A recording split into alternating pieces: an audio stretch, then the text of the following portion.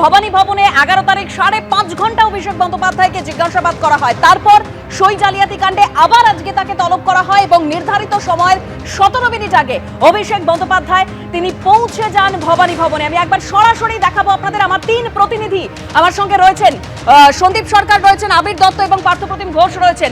আমি সন্দীপের কাছে একটু আসতে চাইবো। সন্দীপ, মানে মূল জায়গাটা হচ্ছে কি সেই রেজলিউশন কপি, সেটা নিয়েই তো মূল জিজ্ঞাসাবাদের জায়গা। সেই রেজলিউশন কপির খোঁজেই কিন্তু 30B হরিশ চ্যাটার্জি স্ট্রিটে সিআইডি টিম হানা দিয়েছিল। মমতা বন্দ্যোপাধ্যায়ের বাড়ি লাগোয়া যে তৃণমূলের সেন্ট্রাল পার্টি অফিস রয়েছে, সেই সেন্ট্রাল পার্টি অফিসে সিআইডি টিম মমতা বন্দ্যোপাধ্যায় যখন দিল্লিতে, অভিষেক বন্দ্যোপাধ্যায় যখন দিল্লিতে দেশের বিরোধী জোটের বৈঠকে যোগ দিতে গিয়েছেন, তখন সিআইডি টিম তার বাড়িতে পৌঁছে গিয়েছিল এবং তার বাড়ির লাগোয়া পার্টি অফিসে সেখানে তল্লাশি হয়, যদিও পরবর্তীতে সেখানে রেজলিউশনের কপি পাওয়া যায়নি এবং আমরা দেখেছিলাম যে নীল সিজার লিস্ট দিয়ে সেখান থেকে সিআইডি টিম বেরিয়ে আসে। এখন এই রেজলিউশনের কপি কেন গুরুত্বপূর্ণ?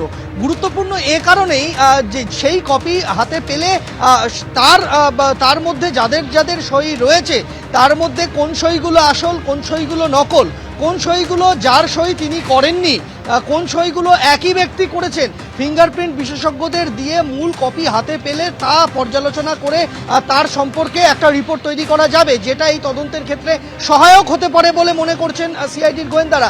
তাই মূল কপির খোঁজে কিন্তু সিআইডি হানা দিয়েছিল 30B হরিশ চ্যাটার্জি স্ট্রিটে কালীঘাটে তৃণমূলের সেন্ট্রাল পার্টি অফিসে, কিন্তু সেখানে কিছু মেলেনি। এখন অভিষেক বন্দ্যোপাধ্যায় যেহেতু তার সইয়ের মোতাবেক এই কপি জমা পড়েছে বিধানসভায়, এখন তাকেই জিজ্ঞাসাবাদ করে এই মূল কপি কোথায় রয়েছে সেই রহস্যের জট কাটতে পারে। মূল কপি তার কাছে থাকতে পারে, তিনি সেই মূল কপি সিআইডিকে জমা দিতে পারেন, তার থেকে সেই কপি পেলে পরবর্তী তদন্ত এগিয়ে নিয়ে যেতে পারবেন তদন্তকারীরা, এমনটাই তারা মনে করছেন। আর তাই অভিষেক বন্দ্যোপাধ্যায়কে এই জিজ্ঞাসাবাদ, প্রথম দফার জিজ্ঞাসাবাদে সন্তুষ্ট তারা না হওয়ায় আজকে দ্বিতীয় দফার জিজ্ঞাসাবাদ শুরু হয়েছে অভিষেক বন্দ্যোপাধ্যায়কে।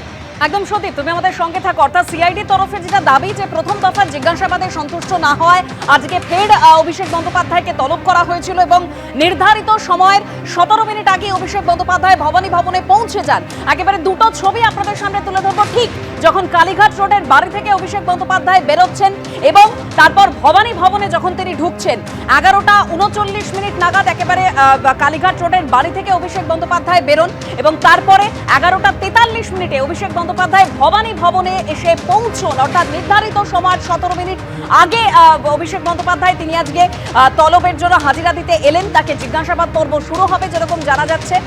এবিপি আনন্দ এগিয়ে থাকে, এগিয়ে রাখে।